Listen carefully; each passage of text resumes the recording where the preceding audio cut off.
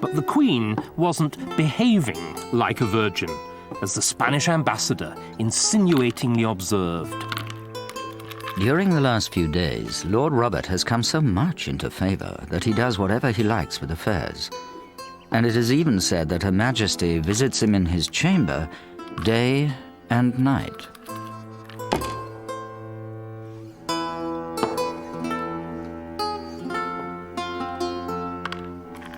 By the end of April, the ambassador reported that the Queen was in love with Robert and wouldn't let him leave her side.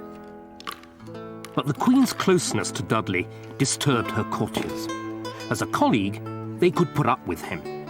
As a potential king, he was intolerable.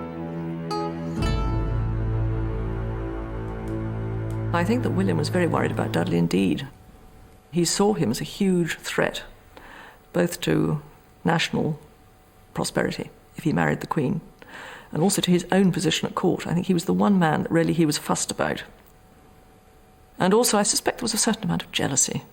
I mean, he adored the Queen, and there was this guy he considered to be rather lightweight coming between him and her, and he certainly did not want him to get married to her.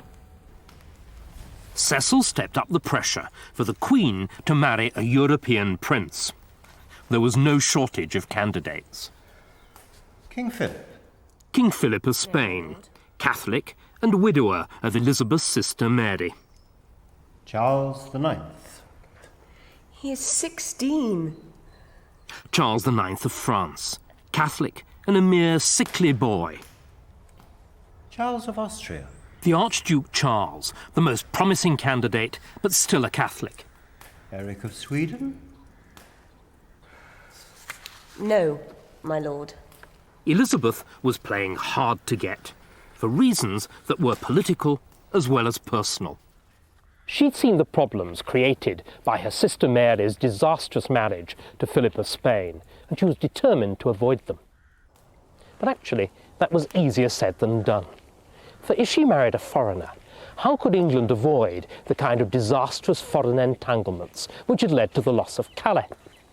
And if she married a Catholic, and almost all the suitors for her hand were Catholics, how would Protestant England cope with a Catholic king? And finally, and above all, how could she be happy if she married a man that she'd never seen? Sometimes, she must have reflected, it was safer to follow her own inclination and not marry at all.